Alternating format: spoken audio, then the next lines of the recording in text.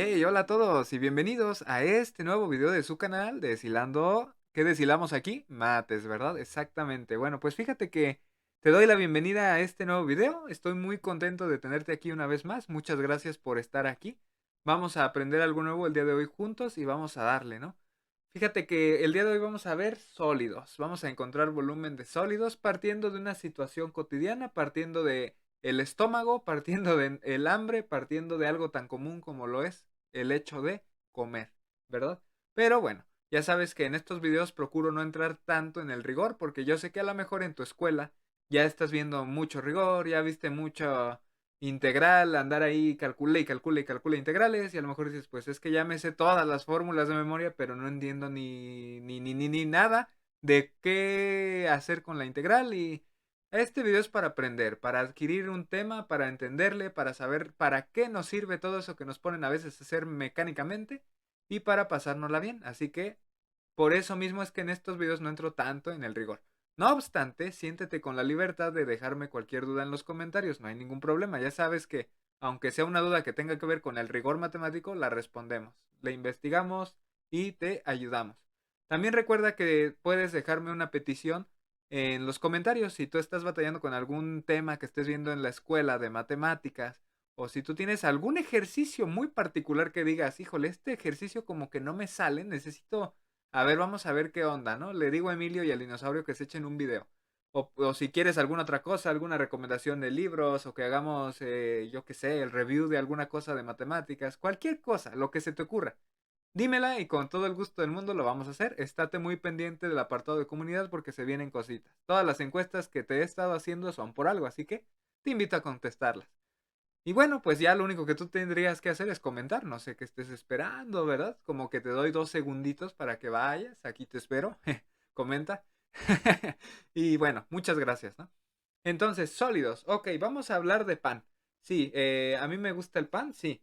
Pero que lo sepa hacer, no, ¿verdad? Soy un desastre para la cocina. De plano no me metas a la cocina porque van a terminar muy mal las cosas. El pan. Cuando tú vas a comer y vas a acompañar a tu comida con pan, tú vas y compras un trozo de pan entero, llegando a tu casa, antes de comer lo partes, ¿no? Lo haces rebanaditas, ¿no? Lo cortas, lo sometes a un cuchillito, ¿no? Entonces, cuando tú realizas los cortes, bueno, pues ya, simplemente tienes tus rebanadas y ya puedes comer individualmente, rebanada en rebanada, ¿no? Sin embargo, imagínate que yo sé que te lo has preguntado antes de comer, claro, porque el hambre no te domina, tú piensas mucho más que el hambre, ¿no? Entonces, cuando tú, yo sé que alguna vez de esas que estabas cortando el pan, te salió la duda y dijiste, ¿cómo le haría para calcular el volumen de este trozo de pan, por ejemplo? ¿Cómo le haría? Yo sé que te entró la duda, no me digas que no. Entonces, ¿qué se te ocurre ahorita? ¿Cómo le harías para calcular el volumen de este trozo de pan? ¿No? Bueno, pues fíjate, nosotros podemos recordar resultados de la geometría que a continuación voy a recordar sin tanto rigor porque evidentemente ya te dije, ¿no? Entonces, nosotros sabemos que si tenemos un volumen total, podemos dividir ese volumen total en varios volúmenes pequeños, ¿no? Y una vez encontrados cada uno de esos volúmenes pequeños, sumarlos y encontrar el volumen total. Esa misma idea es la que vamos a aplicar aquí. Nosotros tenemos un trozo entero de pan. Si nosotros lo rebanamos, entonces tengo un conjunto de volúmenes que son menores que el pan completo, ¿no? Entonces yo puedo encontrar el volumen de cada una de mis rebanadas de mi pan y al final sumarlas para obtener el volumen total del trozo de pan que yo tenía en un inicio. Entonces, este principio se usa en los sólidos que vamos a ver el día de hoy. Por ejemplo, cuando nosotros tratamos de encontrar el volumen de un cilindro, bueno, pues nosotros ya sabemos que tenemos que dibujar nuestro cilindro en primer lugar y encontrar el área de la base de nuestro cilindro, ¿sí? Y finalmente multiplicarla, dicha área, por la altura del cilindro en cuestión, ¿no?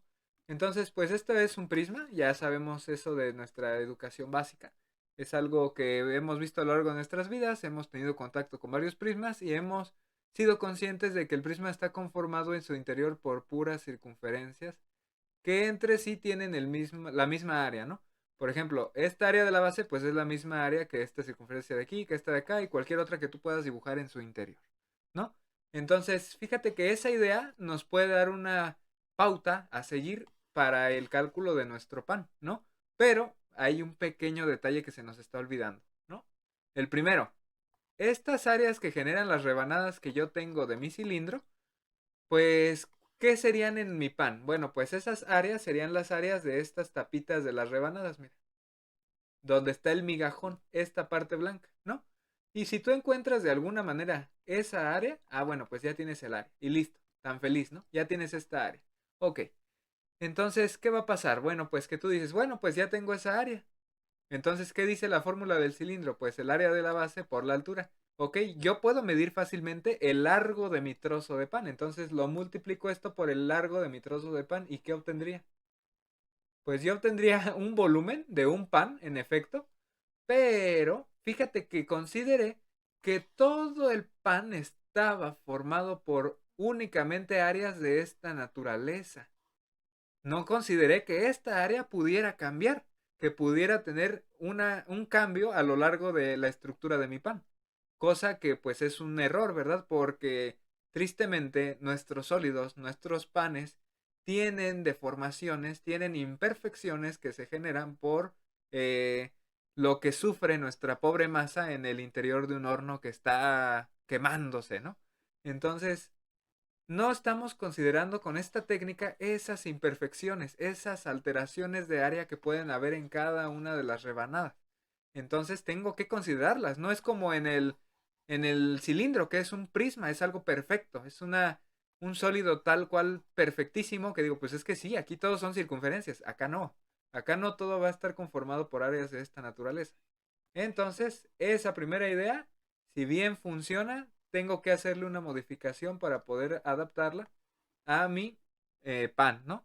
Entonces, ok, ya somos conscientes de que en cada rebanada del pan va a haber una alteración de área, ¿no? Esta área es una, pero me doy cuenta que aquí en la tapita el área va a ser ahora más parecida al de una circunferencia, ¿no? Si redibujas esa tapa, bueno, te vas a dar cuenta que tiene una forma más o menos así, mira. Entonces tú encuentras esta área y dices, pues es que esa es la más parecida a una circunferencia. Y luego agarras a lo mejor otra rebanada de por acá, esta de aquí, y ya te das cuenta que a lo mejor tiene una tapita así, mira. Entonces fíjate que dependiendo de la rebanada en la que me encuentre, el área va a ser distinta. Entonces vamos a hacer una consideración respecto a esta situación. Entonces, si nosotros usamos nada más un área, ¿no? Ya viste que nosotros tendemos a encontrar el volumen de un pan aún más grande, ¿no? Y podemos hacer cualquier cosa o podemos encontrar el volumen de un pan muchísimo más chiquito si usáramos, por ejemplo, en vez de esta área, el área nada más de esta rebanada chiquita de la tapa, ¿no? Entonces, fíjate que puedo hacer cualquier cosa que me lleve a un resultado que si bien es una estimación, pues no es el resultado preciso del volumen de nuestro pan, ¿no? Entonces, pues tenemos que entrarle al cálculo, ¿no? Porque las cosas van a cambiar. ¿Cómo le harías tú para tener bien definidos todos los cambios que sufre el área de estas rebanadas a lo largo del pan? Bueno, pues yo lo que haría sería no nada más tener estas rebanadas que aquí son que una, dos, tres, cuatro y cinco. No nada más conformarme con cinco rebanadas, sino empezar a hacer muchísimas rebanaditas, de tal manera que yo dijera, pues es que mira, tengo tantísimas rebanadas muy delgaditas entre sí, que si yo agarro dos de ellas, están tan delgaditas que ni siquiera se percibe tanto el cambio de las áreas. O sea, esta área de aquí, pues prácticamente es igual a esta, ¿no? Es muy aproximada, o sea, no distingo el cambio porque son tan delgaditas y tan pegaditas entre sí que mira, no pasó nada. No como acá, que fíjate toda la separación que había entre rebanada y rebanada, o sea, estaban gruesas, acá no. Acá ya son muy delgaditas, tan delgaditas que ya no distingo tanto el cambio de área entre una y otra, ¿no? Entonces, esta es la idea que a nosotros nos va a ayudar. Entonces, en resumen, nosotros tenemos que hacer dos cosas. Número uno, considerar rebanadas muy delgaditas que están en el interior de nuestro pan, ¿no? Es decir, voy a hacer rebanadas muy, muy, muy delgaditas. Y como son rebanadas muy delgaditas, pues voy a terminar teniendo un número enorme de rebanadas, porque a menor grosor de nuestras rebanadas, mayor número de rebanadas voy a tener, ¿verdad? Esa es la primera consideración. Segunda, tengo que tener presente entonces el resultado de la geometría, que para encontrar el volumen de un sólido de esa naturaleza es suficiente hacer el área de la base por su respectiva altura. Entonces, recuerda que como nosotros vamos a estar interactuando con un montón de rebanaditas, ¿qué tengo que hacer? Encontrar el volumen de todas y cada una de esas rebanaditas y al final sumarlos para encontrar el volumen total de mi pan, ¿no? Entonces, yo tendría que hacer el área de la base de la rebanadita por esa altura tan delgadita que va a tener. Esa es la idea principal, ¿eh? Vamos a ver esto ya en un plano cartesiano como se debe. Bien, entonces para ver esto de una manera sencilla vamos a trabajar con un sólido que todos hemos visto en nuestra vida cotidiana, el cono. Fíjate que lo que tenemos que hacer para matematizar el problema del volumen es que tenemos que enviar nuestro sólido a un sistema referenciado, ¿no? A un plano cartesiano. Entonces, fíjate que lo primero que tenemos que hacer es exportar el sólido a un plano cartesiano, ¿no? Yo tengo aquí el eje X, el eje de las abscisas, y en él voy a colocar mi sólido de una manera en la que se me haga sencillo establecer ecuaciones. Ecuaciones que parten de las reglas de la geometría y del cálculo y de todo lo que se relaciona con el plano por sí mismo, ¿no? Entonces, fíjate que yo lo que hice fue colocar este vértice de mi cono, su cúspide, en el origen. Y de ahí comenzar a dibujarla con dos rectas y después cerrarla con su base, que es una circunferencia. Entonces, mediante esta posición del cono, yo puedo definir sin ningún problema a su altura como esta distancia desde el origen hasta este instante h pertenecientes al eje X, ¿no? ¿Qué longitud hay de aquí del 0 hasta esta h? Pues de h unidades. Y eso corresponde con la altura de mi cono, ¿verdad? Entonces, hay que ser muy estrategas en la colocación de los sólidos en el plano cartesiano para que se nos facilite la situación, ¿no? Entonces, ya que tengo esto, me doy cuenta que el cono tiene un comportamiento muy similar al que vimos en el pan. Fíjate que si yo defino una rebanada aquí, bueno, pues yo tengo igual una circunferencia, una altura muy pequeña, un grosor muy pequeño, muy delgadito, pero fíjate que esa área ya no es la misma que el área de la base de mi cono, ¿verdad? Porque el área de la base del cono es mayor que que el área de esta cosita que estoy sombreándote aquí, de esa rebanadita. Y lo mismo va a pasar con cualquier otra que esté por detrás de dicha rebanada. Oye, ahí ese ya te quedó peor, Emilio. Aquí, aquí, aquí, todos van a ir disminuyendo. Entonces, fíjate que las áreas varían, van evolucionando en función de la posición en X en la que te encuentres. Por ejemplo, en el origen no hay nada, pero por ejemplo, aquí en uno a lo mejor está esta primera rebanada, acá en dos está esta otra, y así sucesivamente, ¿no? Pero voy a tener infinitas rebanadas, demasiadas, un número enorme de rebanadas. Entonces, yo tengo que ser muy cuidadoso con lo que voy a plantear. ¿Qué me ayudaría a mí a plantear una fórmula para el volumen de esa cosa partiendo de la idea que vimos en el pan? A mí me ayudaría mucho tener un objeto matemático que me diera la evolución de las áreas de las rebanadas en cualquier instante X. Es decir, que si yo digo, ay, pues mira, el sólido en cuestión está entre 0 y entre h, ¿no? Ok. ¿Cuál será el área de la rebanadita en x igual a 5, por ejemplo? Ah, bueno, pues no sé, pon tú que 5 esté por aquí y ahí tienes una rebanada y yo digo, ¿cuál es el área de esa cosa? Entonces yo necesito algo que yo le pueda decir, te entrego el número X, la posición X en la que se encuentra la rebanada que quiero estudiar. Tú me vas a dar a la salida el área correspondiente a esa rebanada en esa posición que yo te indique. Entonces, ¿te suena esa verbalización? ¿A poco no esa es la noción de una función? A la entrada le doy algo y a la salida me da... Ah, claro.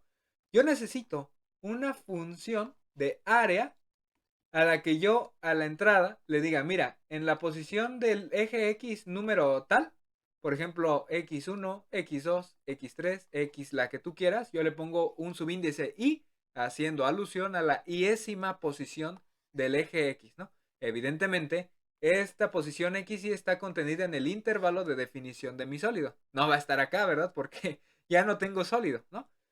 Yo le voy a decir qué posición me interesa, la rebanada de qué posición, y ella a la salida me va a decir, mira, el área de la rebanada en esa posición es esta, ¿no? Yo necesito una función de área. Entonces, esa es la clave para poder trabajar con sólidos usando integrales. ¿Por qué, Emilio? Porque yo voy a tener acceso a una función que me va a describir la evolución de las áreas contenidas en las rebanadas de mi sólido en cuestión. Entonces, como yo voy a encontrar los volúmenes de cada rebanada y los voy a sumar, entonces fíjate, yo ya tendría el área de la rebanada, es decir, el área de su base. ¿Qué le tendría yo que hacer a esta área? Área de la rebanada iésima por su altura, pero es una altura muy pequeñita, a la que vamos a bautizar delta X. Esta altura tan delgadita es la misma para todas las rebanadas que contenga mi sólido, ¿no? Todas las rebanaditas van a tener esa altura tan delgada, ¿no?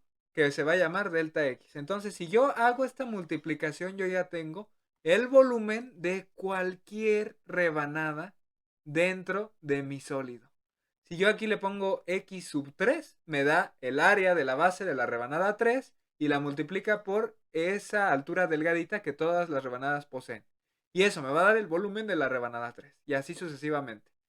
Ah, entonces, ¿qué sería lo único que yo tendría que hacer ya para encontrar así el volumen total de mi sólido, Emilio? Ah, pues sumar todas las rebanadas que hiciste, ¿no? ¿Cuántas hice? Pues no sé, n rebanadas. La suma desde la primer rebanada hasta la rebanada número n, la que tú quieras, ¿no? Y así de fácil, con esto ya tienes una fórmula que te da el volumen de este sólido en cuestión, ¿no? Ahora, te va a dar una aproximación, porque dependería de qué tan pequeño o qué tan delgado defina esta altura, ¿no? ¿Cómo podría yo garantizar que esta altura se haga cada vez más y más y más pequeña? Dijimos que para lograr esto tendríamos que tener un número muy grande de rebanadas. Entonces, si n es el número de rebanadas, yo acá tendría que agregar el límite cuando el número de rebanadas se hace enorme, ¿verdad? Y con esto, damas y caballeros, obtenemos lo que se conoce como una suma de Riemann, ¿no? Entonces esto sería igual a la integral desde, bueno, ahorita vemos los límites, la integral de la función de área, la función que te describe el área de cualquier rebanada, por el dx, ¿no? Entonces fíjate que la integral de la función que te da el área de cualquier rebanada nos va a dar el volumen que deseas, ¿no? ¿De dónde a dónde? Bueno, pues dependiendo de dónde a dónde hayas colocado estratégicamente a tu sólido en cuestión. Yo, por ejemplo, el que te dibujé estaba desde 0 hasta h. Ah, bueno, pues desde 0 hasta h voy a realizar esa suma. ¡Tarán! Esa es la idea fundamental en este método de obtención de volúmenes que estamos viendo aquí. Vamos a ver un ejemplo, ¿te parece bien? Allá nos vemos. Y vamos a ver este ejemplo y lo vamos a resolver de una manera increíble. Fíjate que nos dice, ¿sabes qué? Ya que ya viste la idea, ya que ya sabes que tienes que integrar, encuentra el volumen de cierto sólido que tiene las siguientes dos características. Número 1, tiene como base a un disco circular de radio R. Con radio R me refiero a el radio que tú quieras, siempre y cuando sea coherente con el contexto, ¿verdad? Estamos hablando de un sólido, de una figura geométrica. Ah, bueno, pues nosotros tenemos que tener cantidades positivas, ¿no? Entonces nos dice, esa es su primera característica. Y después está conformado por secciones transversales que son cuadradas y a su vez son paralelas, perpendiculares a esta base circular. Es decir, dentro de la base circular van a haber rebanadas cuadradas que entre ellas son paralelas y son totalmente perpendiculares, es decir, forman un ángulo recto con la base circular. Wow, qué padre, Emilio, eso suena muy bien. Ok, pues entonces tengo que hacer que esta descripción verbal del sólido tenga sentido visual. Por ende, voy a mandar esta descripción verbal a una representación en un plano cartesiano para poder empezar a generar mi integral. Luego pongo mi eje X, así como lo hicimos en lo que estuvimos platicando anteriormente. Y yo tengo que considerar entonces la base del sólido, ¿verdad? En este caso nos hablan de una base circular de radio R. Pues tan fácil. Coloco mi origen, radio R. De aquí a acá va a haber R unidades y como es un círculo, entonces acá son menos R unidades. Y entonces procedo a dibujar mi círculo, ¿verdad? Oye, Emilio, mejor ni dibujes círculos que no te quedan. Perdón. Vamos a hacerlo aquí otra vez para que quede más bonito. Dibujo mi círculo lo mejor que pueda. Ahorita lo vamos a ver ya bien hecho el sólido. No creas que así lo voy a dejar. Y nos dice, bueno, ya tienes la base. Es la pura base. Pero con la base empezamos a construir, ¿verdad? Ese sólido va a tener rebanadas, que son cuadradas, es decir, van a ser un polígono de 4 lados, llamado cuadrado, ¿no? Y van a estar dentro de este círculo, esas rebanadas. Ok, ¿qué más? Nos dice, entre ellas, esas rebanadas cuadradas son paralelas y a su vez forman un ángulo recto con esta circunferencia. Ok, entonces, como están en el interior, cada una de las rebanadas tiene que estar conformada por 2 puntos sobre mi círculo, de tal manera que estos 2 puntos se unan, ¿verdad? Y esos 2 puntos, pues fíjate que son totalmente simétricos, porque recordarás que un círculo es simétrico y tiene una parte superior y una parte inferior, en donde este punto es totalmente simétrico con este de acá respecto al eje X, ¿no?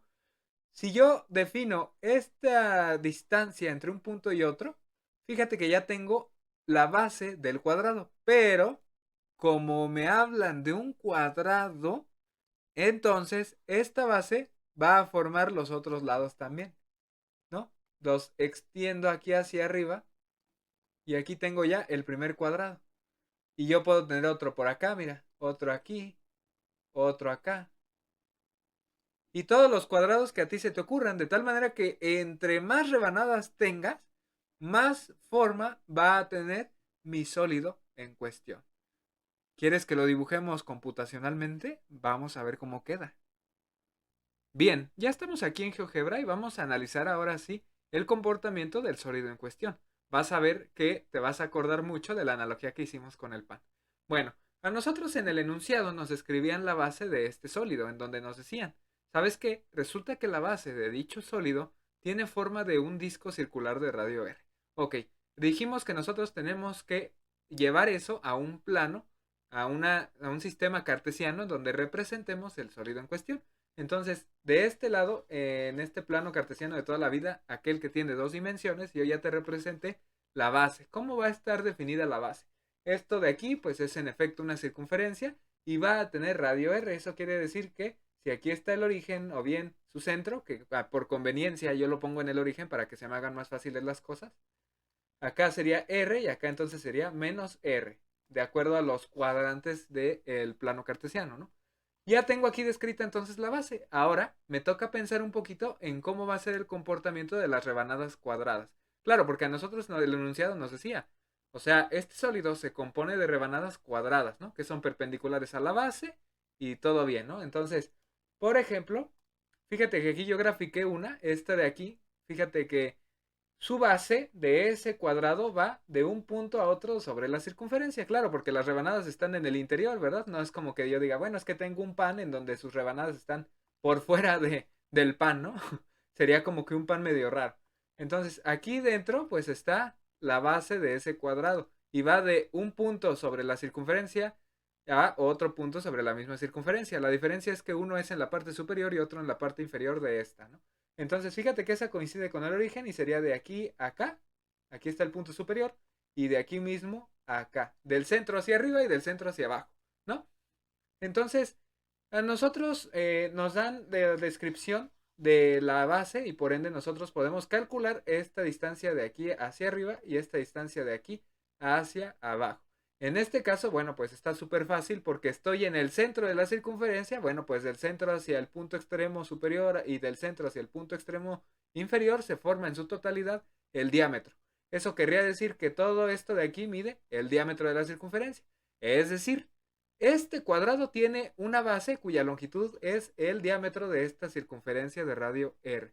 Sin embargo, recuerda que la naturaleza de las rebanadas de este sólido son cuadradas, son un cuadrado. Por ende, si yo ya tengo la base, tengo el resto de los lados. Entonces, todos los lados van a medir lo mismo que este diámetro. Sin embargo, eso no quiere decir que todas las rebanadas vayan a medir lo mismo. Por ello es que nosotros necesitamos una función que describa el cambio del área en función de la posición X en la que yo ubique a mi rebanada. Por ejemplo, imagínate que yo me ubico aquí, en un número X, el número que tú quieras. Entonces, bueno, pues ahora yo tendría una distancia desde ahí hacia acá y desde aquí hacia acá, ¿verdad? Y entonces, ¿cuánto mide eso? ¿Cuánto mide de aquí hacia acá y de aquí hacia acá? No, pues quién sabe, ya no es el diámetro, Emilio, porque ya no estoy en el centro, ya estoy aquí. Híjole, pues no, Emilio, ni idea. Ya no sabría entonces ahora sí cuánto mediría esa base de esa nueva capa cuadrada. Ah, bueno, pues entonces vamos a empezar a describir mediante ecuaciones a nuestro sólido, comenzando por la propia base.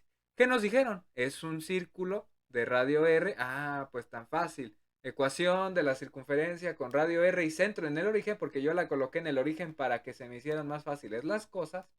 Ah, bueno, pues tan fácil, ¿verdad? X al cuadrado más y al cuadrado igual a el radio r al cuadrado, ¿verdad?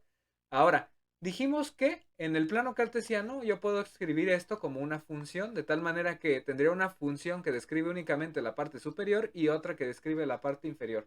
Ello se escribe despejando, ¿no? Entonces yo tendría y sería la parte superior positiva raíz de r cuadrada menos x al cuadrado. Mientras que la parte inferior sería y igual a menos la raíz cuadrada de r cuadrada menos x al cuadrado. ¿Cierto? Eso es lo que nosotros tendríamos. Entonces yo te pregunto, a este punto x, ¿qué altura y le correspondería? Ah, bueno, pues en esta coordenada y yo reemplazo la coordenada x que tú tengas, la que te interese conocer su altura, ¿no? Por ejemplo, aquí en este x, pues reemplazo x y ya, x al cuadrado. En el 0, pues reemplazo 0 y me queda la raíz de r al cuadrado, ¿no? Y así sucesivamente para cualquier longitud que tú quieras conocer. ¿Y para qué te interesó la coordenada y de este punto sobre la circunferencia, Emilio? Porque eso me indica cuánto subí de aquí hacia acá. Y si yo conozco cuánto subí de aquí hacia acá, ya tengo la mitad de la base de la rebanada cuadrada. Entonces, ¿qué me queda? Bueno, pues debido a la simetría que observamos en la circunferencia, una vez que conozco cuánto subí de aquí hacia acá, multiplico eso por 2 para tener en su totalidad la base de la rebanada en cuestión. Entonces, esa base, ¿cuánto me diría? Ah, bueno, pues dijimos que multiplico por 2 esta longitud de aquí de x hacia arriba, ¿no? Ah, bueno, pues 2 veces la raíz de r cuadrado menos x al cuadrado, ¿no? Y así, perdón, para cualquier valor de x tú vas a tener la longitud de aquí hacia acá, de aquí hacia acá, de aquí hacia acá, lo multiplicas por 2 y obtienes las bases de cada rebanada, ¿no? Entonces, con ello, yo acabo de obtener la longitud de cualquier lado de la rebanada cuadrada. Si a mí me interesa el área de cualquier rebanada cuadrada, ¿qué tengo que hacer con el lado para calcular dicha área? El área de un cuadrado es, exacto, el lado al cuadrado. Entonces, si tú elevas esto al cuadrado, tú tendrías 2 al cuadrado, pues es 4, ¿no? Mi función, bueno, la vamos a escribir acá. Ay, Emilio, apúrate, sí. Mi función área para cualquier posición x sería elevar al cuadrado 2 veces la raíz de r cuadrado menos x al cuadrado. Entonces yo elevo eso al cuadrado y tendría 4 veces r cuadrado menos x al cuadrado. Y con ello tengo una función que me indica el área de cualquier rebanada cuadrada dentro de mi sólido, ¿no? Entonces, pues ya tengo la información que yo necesito, ya tengo la función que debo de integrar. ¿De dónde a dónde voy a integrar, Emilio? Ah, pues de dónde a dónde definimos esto. De menos r hasta r, ¿verdad? De aquí hasta acá. En esos límites de integración está definido mi sólido. Perfecto, entonces ya lo único que nos queda por ver antes de encontrar ahora sí el volumen de esta cosa es cómo se genera el sólido.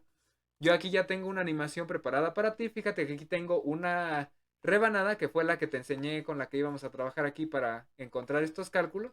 Ya tiene un espesor muy delgadito, ya está todo configurado, ya nada más hay que rellenar a nuestro sólido con un montón de rebanadas muy delgadas. Procedo a rellenarlo y quiero que veas cómo se comporta el sólido en cuestión. Con este deslizador, perdón, yo voy a ir introduciendo cada vez más y más y más capas cuadradas. Fíjate, ahí ya llevo varias. Si yo sigo, fíjate.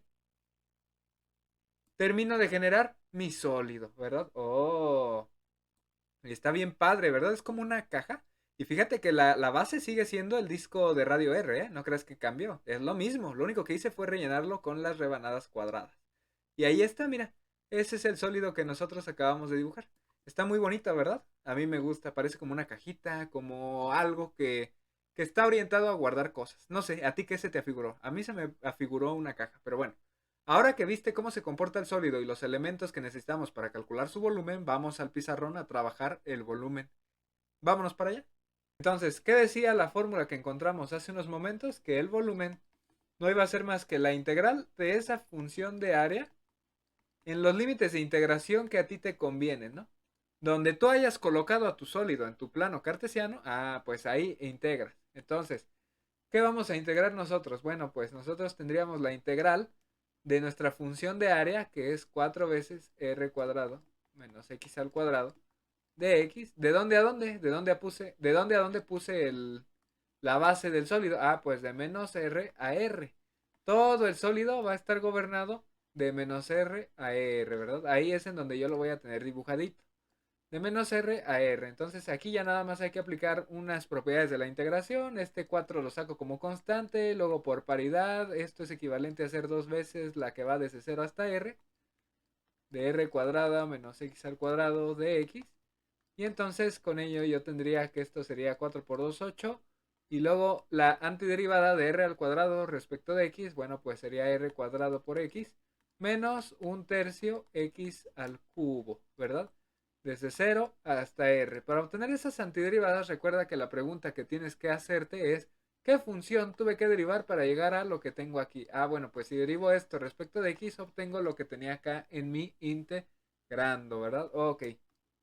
Entonces, ¿qué me queda? Pues ya nada más aplicar el teorema fundamental del cálculo parte 2 para obtener límite superior, r cuadrado por r es r al cubo menos un tercio r al cubo. El 0 no tiene caso ya que lo evalúe porque todo va a dar 0 en ese caso, ¿no?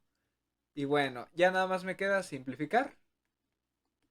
El volumen sería 8 veces r al cubo menos un tercio de r al cubo. Sería 3 tercios menos un tercio, son 2 tercios r al cubo. 8 por 2 son 16 tercios R al cubo. Como estoy trabajando con volumen, estos son unidades de volumen, unidades cúbicas. Y con ello hemos obtenido el volumen del sólido en cuestión, usando el método que comenzamos a pensar a partir del pan y sus rebanadas. ¡Tarán! Con eso hemos terminado un video más. Te invito a que te suscribas, a que dejes tu comentario, a que estés al pendiente de las novedades que están por llegar al canal. Y bueno, gracias por haber estado aquí, gracias por ver este video. Espero hayas aprendido algo nuevo y hayas entendido a lo mejor eso que en un momento no entendiste. Cuídate mucho, te mando un fuerte abrazo. Adiosito.